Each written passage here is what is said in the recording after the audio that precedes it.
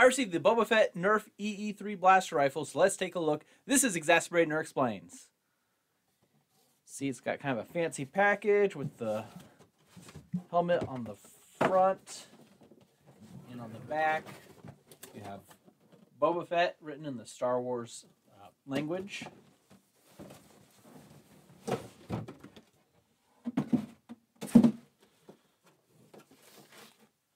More packaging on the inside, obviously from the Book of Boba Fett. And we can take a look at this.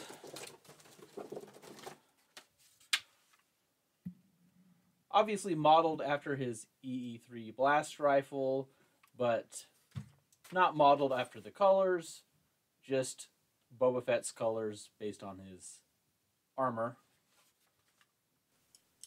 So there's a battery port near the front. It takes two AAA batteries and a Phillips head screwdriver to take off and on the panel.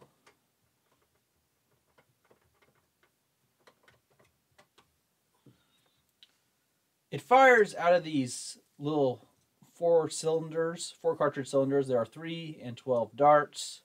You simply load them in. However, to open them, you pull back on this latch and make sounds.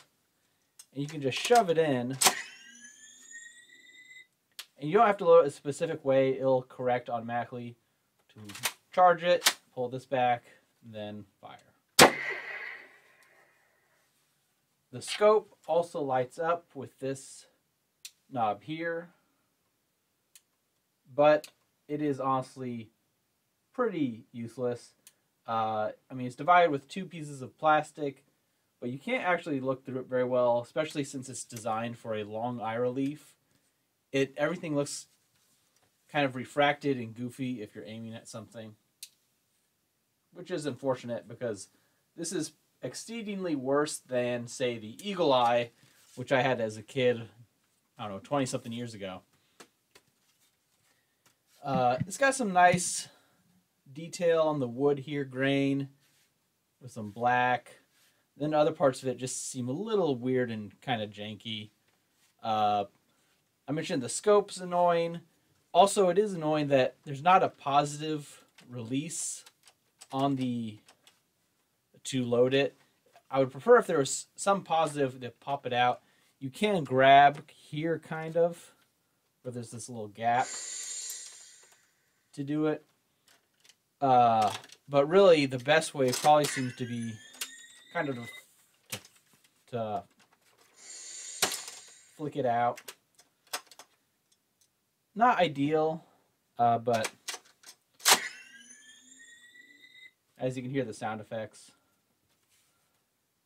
So this is over $100. This would be obviously a premium version of a Nerf gun, but it's still kind of a little janky, honestly.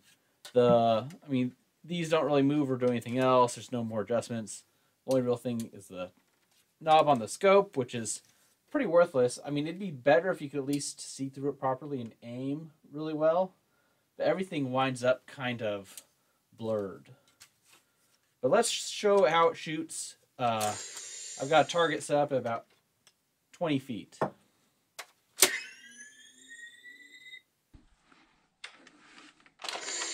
At 20 feet, there's about a 1.5 to 2 foot drop, which is quite a bit, but still has a pretty good impact. Obviously, this isn't, you know, a sniper rifle or anything, but it could be a little better.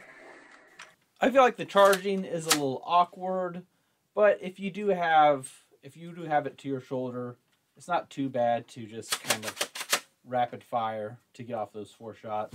So I do have to say, after using it a bit more, and it was because I was not having it tilted completely vertical, but now that I've done it a bit more, it opens positive pretty much every time. If you're over center, it won't, obviously. You can still flip it out. But if you're pretty much even, so I don't know if there's just a little bit of a break-in period or what, but it's actually working better than I thought it would. Obviously, the sound effects are fun. But other than that, it's an okay little toy. I wish it was a little better for being the cost. I feel like there's a few things they could have improved upon without too much trouble. But, it's a fun little Nerf rifle. And I'm sure I'll put it up on my wall or something and occasionally take it down to shoot James Bond or something. We'll see. Anyways, that's all I have for today. Thanks for checking this out. I don't do too many unboxings. It tends to always be Boba Fett or related in some way. But maybe I'll do more in the future. Be sure to like, share, subscribe. Thanks for watching. Bye.